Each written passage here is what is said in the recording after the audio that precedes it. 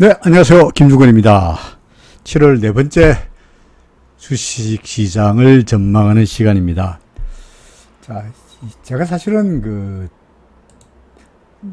여러 가지 컴플렉스가 있긴 합니다만은, 그 중에 컴플렉스 중에 하나가 뭐냐니까, 그림을 무지하게 못 그린다는 게 이게 참 컴플렉스 중에 하나죠. 그래서 제가 종종 그림을 그리면, 제가 손이라고 그려놓으면은 이제 미술 시간에 선생님께서 너 왜 손 그리는데 발 그렸냐 라고 할 정도로 그야말로 그림 솜씨가 엉망진창인데, 그럼에도 불구하고 한번 그림을 하나 그려 보이겠습니다.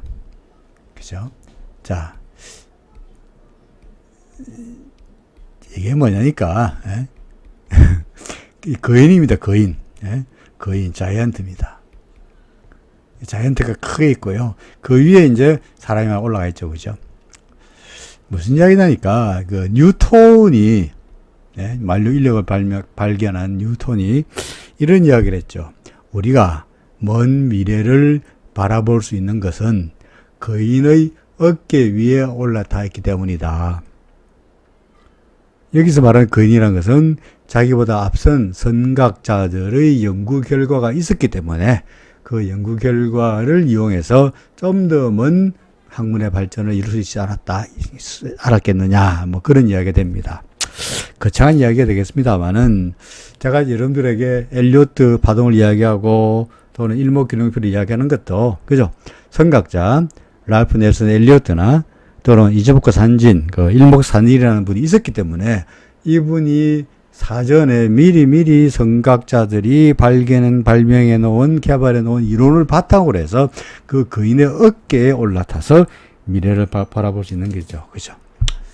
엘리어트 파동을 가지고 끼워 맞추는 여전히 하는 이야기가 많긴 합니다만은, 나중에 또 그 이야기를 하겠습니다만은, 결국은 끼워 맞춘다 하면은 세상에 끼워 맞추지 않는 이론이라는 게 있을 수 있느냐라고 반박을 하고 싶기도 하고요.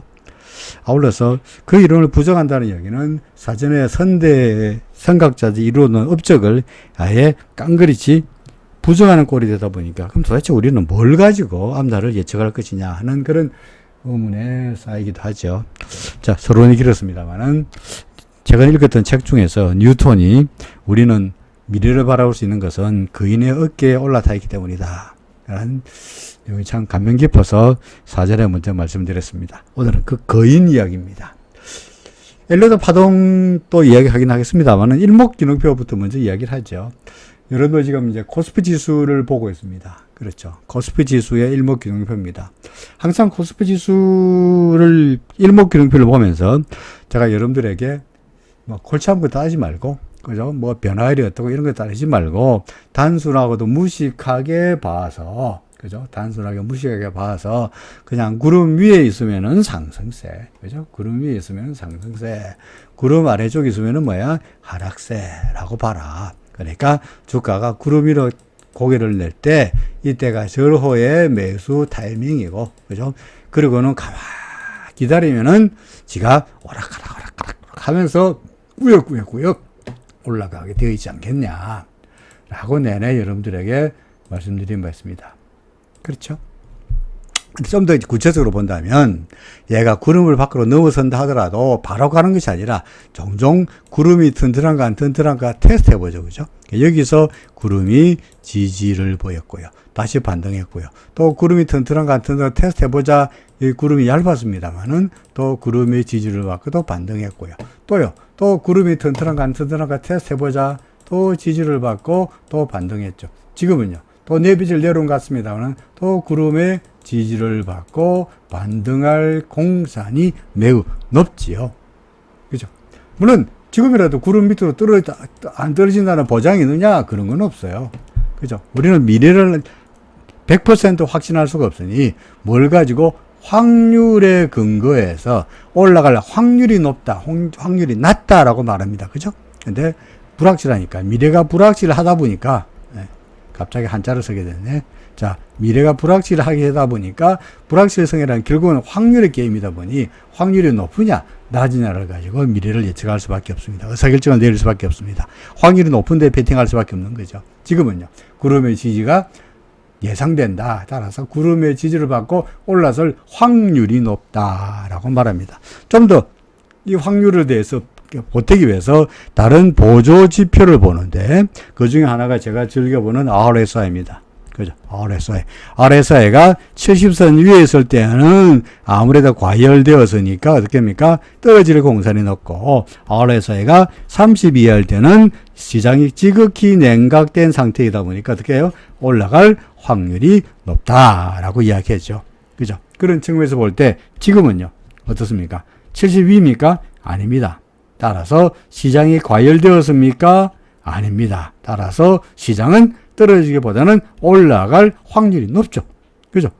그렇잖아요. 그러니까 구름의 지지도 기대가 되고 있고요. 그 다음에 RSI 상으로 봐도 아직까지 과열이라고 말할 수가 없으니 지금부터 아니야 떨어질 거야 어쩌야 그죠? 하락이다 폭락이다 라고 말하는 것은 여전히 어불성설이다 말하는 거죠.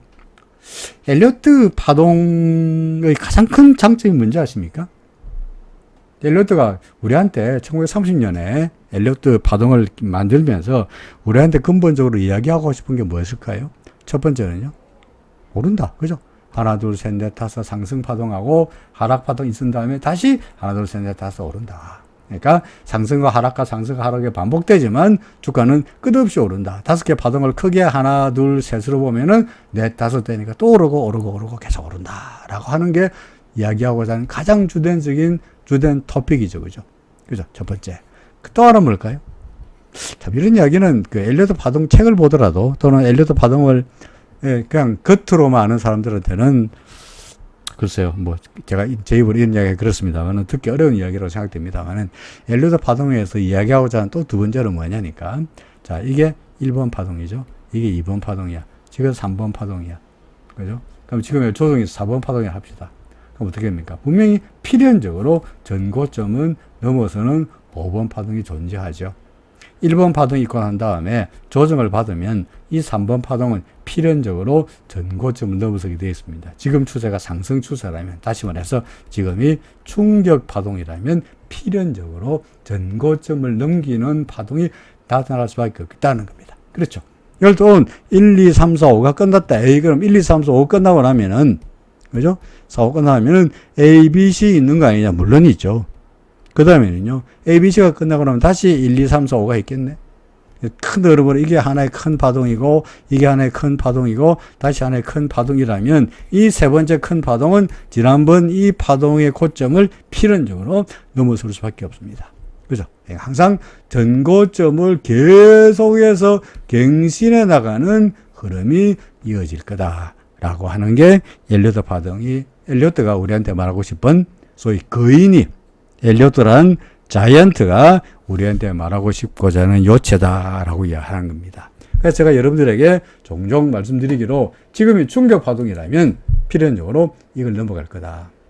그죠? 만약에 그게 아니고 만약에 지금이 조정 파동이라면 우리가 지금 B라고 한다면 상승할 때 파동은 B밖에 없으니까 지금 예를 들어서 이 파동이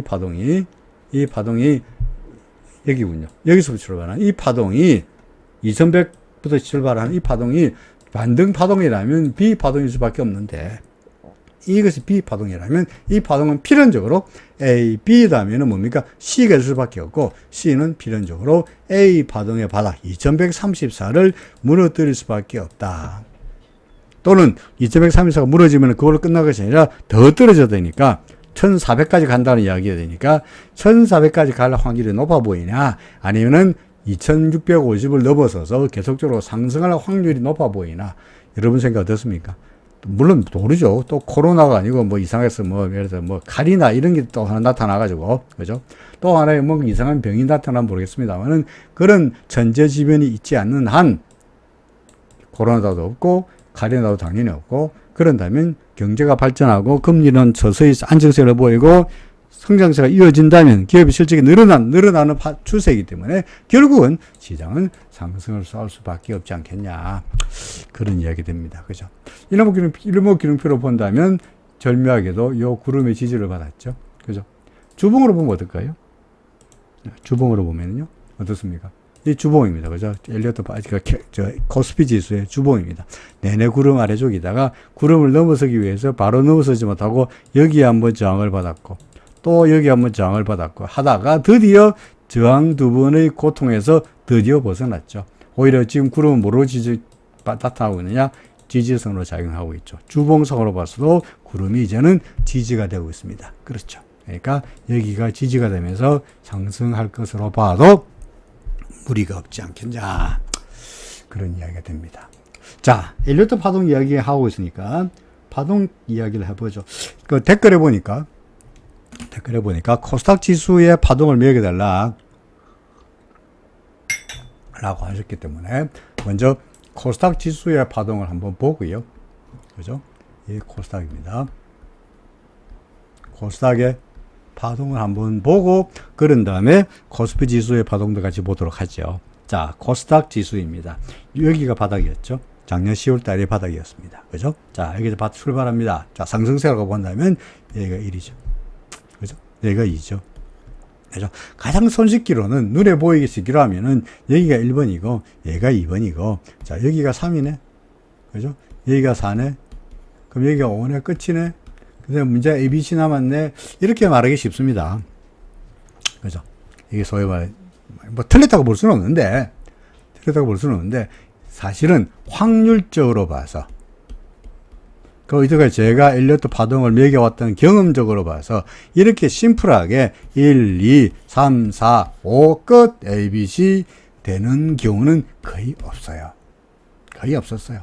항상 모든 파동이 되게 복잡하고 연장이 있고 그죠? 실제 1, 2, 3, 4, 5, A, B, C 이런 파동 전형적인 1, 2, 3, 4, 5, A, B, C 이런 전형적인 파동은 책에나 나온 이야기지 실제로 우리가 현실에서 만나는 파동은 단순하기보다는 복잡하고 그죠?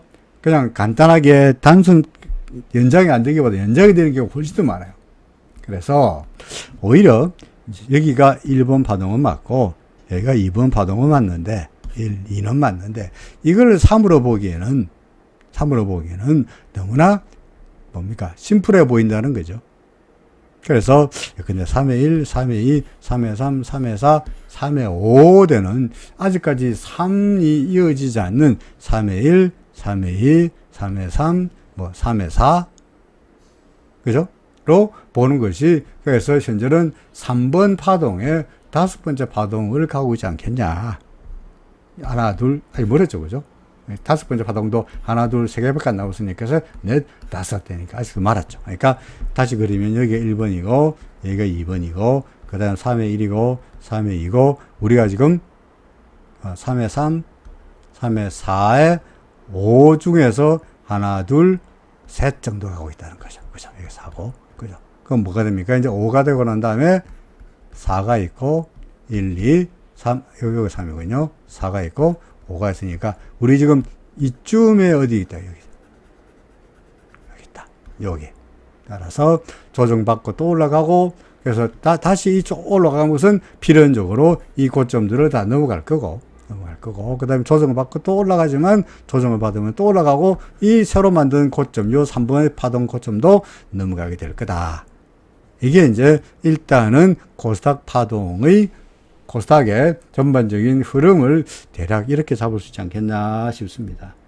그러면 코스피는 어떻게 되느냐? 지난번에 제가 우리 이 파동을 충격 파동이 아니고 반등 파동으로 볼 수는 없겠냐. 우리가 틀렸다고 보고, 이게 충격 파동이 아니고, 반등으로 보아서는 어떻게 되냐 했을 때, 이거는 말이 아니다. 2134 무너뜨리고, 1400까지 가니까, 도저히 그렇게는 볼 수 없지 않냐라고 했더니, 댓글에서, 그러면 알겠는데, 지금 충격 파동으로 본다면, 어째, 파동을 어떻게 매겨야 되겠느냐, 라고 하셨더라고요. 자, 똑같습니다. 여기서 보죠. 자, 여기가 1이죠. 그죠? 여기가 2죠. 그죠? 그럼 뭡니까? 이걸 3이라고 볼 수 있으니까 3의 1, 뭐 3의 2. 그죠? 그 다음에 아직까지 3의 3 끝났다 볼 수는 없죠.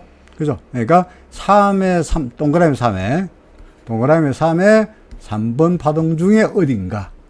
어딘가를 가고 있다라고 말할 수 있는 겁니다. 그래서 통상 이럴 때 이게 끼워 맞추기도 그럽니다만은 여러분들 다른 사이트나 또는 외국에서 나온 책이나 사이트에 들어가셔가지고 파동 카운팅을 한번 보시면 카운팅을 한 거 보시면 제 경험 다른 책 이야기할 것도 없이 제 경험으로 말씀드리더라도 아까 똑같은 이야기죠. 하나 둘 셋 넷 다섯 ABC 이렇게 되는 경우는 거의 없더라. 하나 둘 셋 넷 다섯 이렇게 1, 2, 3, 4, 5가 되든지 다시 3번 파동이 연장이 되든지 이렇게 되는 경우가 많더라. 그래서 지금은 3번 파동이 한참 연장되고 있는 걸로 보는 것이 타당하다. 아직까지는 3번 파동이다 하는 것을 말씀드리고 싶습니다. 구체적으로 그럼 지금 3번 파동에 몇 번 파동이 뭐냐? 구체적으로 세분해 달라. 제가도 말씀드렸습니다만 매일 파동 움직임을 마치 우리 다리 털 세듯이, 그죠? 다리는 털 세듯이 지금은 몇 번 파동이고 지금은 몇 번 파동이고 라고 보기는 어렵다. 이거죠. 며칠 지나고 나면은 큰 흐름으로 봐서 우리가 어디를 가고 있느냐를 보고 있으면 우리가 자동차 내비 같으면요. 구석구석 골목골목 지금이 예를 들어서 서울시 무슨 로에 몇 번 골목을 가고 있다라고 보여주긴 하겠습니다만은 우리는 아직까지 그렇게 좋은 내비가 없어서 그냥 큰 흐름에서 지금 대개 서울에서 강남 지역의 서초구 정도로 지나가고 있구나 정도로 보시는 것이 좋겠다는 거죠. 지나고 나면 다 답이 나오게 되어 있습니다. 그렇죠. 여전히 저는 시장에 대해서 긍정적이다. 조정을 보일 때마다 걱정하지 마라. 최소한 다른 건 몰라도 일목균형표상으로 보더라도 구름 위에 있는 한, 그죠? 주가가 구름 위에서 버티는 한, 그리고 주봉상으로 봐서도 최소한 주봉으로 구름 위에 버티는 한 시장에 대해서 비관할 이유는 있다 없다? 없다 라는 이야기입니다. 우리를 둘러싸고 있는 해외 시장 근데 나스닥 지수입니다. 그죠? 내내 말씀드렸죠. 나스닥 지수 나쁩니까? 전말의 말씀입니다. 그죠? 나스닥 지수도 똑같죠. 그죠? 자, 여기가 1이고요. 얘가 2죠. 그죠? 3, 4, 5 끝났습니까? 아니죠. 여기가 1이고, 여기가 2고, 3에 1이고, 3에 2면서 이게 한참 진행되고 있죠. 그죠? 이랬었습니다만은 다시 찾았을까요? 아까 우리가 쓰는 걸로 해가지고, 여기가 1, 동그라미 1, 여기가 동그라미 1, 여기가 동그라미 2, 그죠? 여기가 동그라미 하나, 3에 1, 3에 2, 3에 3, 4, 5 하면서 여기가 3이 되겠죠. 그죠? 아직도 멀었다는 거죠. 맞습니까? 그러니까, 나스닥 지수도 시장에 대해서 여전히 긍정적인데, 해외 시장에 대해서 긍정적인데, 그 시장에 대해서 비관적으로 할 이야기가 뭐 있겠느냐. 달러도 문화 환율? 간밤에 금요일날 좀 몰랐습니다만은 여전히 구름 아래 쪽에 있죠. 그죠? 하락세라는 이야기죠. 그죠? 달러 인덱스 마찬가지입니다. 최근에 FOMC에서 금리 올릴 거라 그러죠. 그죠? 이야기 FOMC 한번 볼까요? 살짝. 자, 이 FOMC에 패드 뭡니까? 이게 이제 소위 패드워치라 해가지고 FOMC에서 어떤 결정을 내릴 거라 보여주는 건데 요번 FOMC 언제입니까? 7월 26일 날 FOMC에서는 금리를 0.5% 올릴 확률이 99%가 되죠. 그죠? 현재 5.25%인데 올려가지고 맥시멈 최고금리를 5.5로 할 확률이 뭡니까? 99%니까 이번 FOMC에서 금리 무조건 올린다는 거죠. 문제는 금리를 올리고 내리고 문제가 아니고 제롬 파월이 뭐라고 이야기하느냐가 시장의 관심사일 따름입니다. 문제는 그렇게 하고 난 다음에 9월 달에 있는, 그죠? 이 9월 달입니다. 9월 달에 FOMC에서는 어떻게 될까요?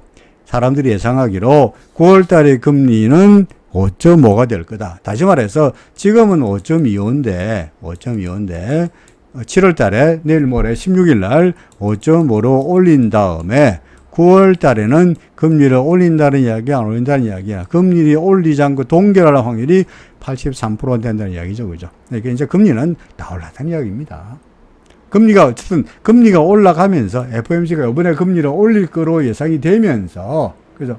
예상이 되면서 달러가 조금 반등을 하고 있어요. 달러 인덱스가 조금 반등하고는 있어요. 하지만 여전히 달러의 원화 환율은 구름 아래쪽에 들어가 있죠. 그죠? 달러 때 원화 환율이 이제 구름 아래쪽에서 1,300원 밑에서 안정세를 보이는 한 외국인들이 지난번처럼 적극적으로 여기서 뭐 매도하고 난리를 치고 할 공사는 낮다라고 보여집니다. 그렇죠? 전반적으로 나스닥 지수도 괜찮아 보이고 뭐 S&P 지수 뭐죠? S&P 한번 볼까요? 이게 필라델피아 반도체군요. 필라델피아 반도체 지수도 좋아 보입니다. 그죠? 상승하고 조정받고 상승하고 조정받고 구름 위에서 잘 하고 있는데 비관할 이유는 전혀 없지 않냐. 맞습니까? 자, 비트코인하고 이더리움 얼른 보죠. 비트코인은요. 이제 여기서 매수 신호가 나왔죠. 맞습니까? 사면 되죠. 사라. 구름이고, 그죠? 여기서 매수 신호가 나왔으니까 사라 됩니다. 이더리움은요. 똑같습니다. 그죠? 이더리움. 여기네요. 그죠? 여기서 사라. 그러니까 여기서 사면 되죠. 그죠? 이제 좀 올라가기라 예상됩니다. 언제 팝니까? GCI가 70선 내려올 때, 여기 내려올 때, 70선 밑에서 100선 위에서 말 잘못했습니다. 플러스 100선 위에서 밑으로 내려올 때, 혹은 올라가지도 못하고 도로 마이너스 100선을 도로 밑으로 떨어뜨리는 것도 역시 매도가 됩니다만은 어떻게 되든 간에 CCI의 플러스 마이너스 100선을 위에서 밑으로 내려올 때가 어떤 경우든 간에 매도 신호가 된다. 거꾸로 위로 올라갈 때가 플러스나 마이너스 100선을 플러스 위로 올라갈 때가 어떤 경우든 여기나 저기나 다 매수 신호가 된다는 측면에서 거래하신다면 큰 문제 없이 가상통화도 충분히 거래할 수 있지 않겠나 싶습니다. 해외 종목들 삼성전자 비롯해서 얼른 볼까요? 삼성전자 조정 보이고 구름에 닿았습니다. 가능성은 구름에 닿고 반등할 공산이 저로서 높다 보인다라고 생각합니다. 그죠? 하이닉스 마찬가지입니다. 하이닉스는 구름 걷지도 않았네요. 그죠?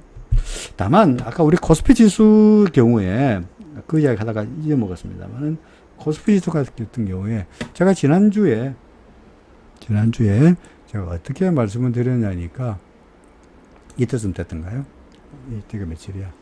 그때가 7월 13일인가요? 그렇죠. 지난주 금요일 날, 토요일 날 드리면서 상승할 텐데, 그죠? 구름 지수밖에 상승할 텐데, 이 후행스팬이 여기서 걸리는 꼴을 봐서, 그죠? 후행스팬이 여기서 걸리는 꼴을 봐서, 여기서 좀 버벅거리면서 다소간 좀 다음 주에는, 지켜봐, 이번 주에는 좀 조정이 있지 않겠냐라고 말씀드린 바 있습니다. 기억나십니까? 제가 없던 이야기 한 건 아닙니다. 했던 이야기를 하고 있는 겁니다. 실제로, 요거 보시면, 후행스팬을 보시면은, 요 구름에 걸려가지고, 캔들에 걸려가지고 보세요. 버벅 하는 소리 들리죠, 그죠? 그래서 캔들에 걸려서, 요 캔들의 저항을 받으면서, 후행스팬의 캔들의 저항을 받으면서, 주가도 여기서 똑같이 저항을 받았던 그런 것을 우리가 일목에서 찾아볼 수가 있습니다. 앞으로 계속적으로 얘가 저항으로서 말썽을 부릴까요? 상승세 발목을 잡을까요? 글쎄 아닌 것 같습니다. 그죠? 이번 지난주 금요일인데, 매지죠. 21일 날에 종가가 이렇게 올라왔는데, 후행스팬 여기 있습니다. 어떻게 될까요? 얘가 옆으로 가도, 위로 올라가도, 결국은 하루 이틀 사이에 이 저항을 벗겨내겠죠. 그죠?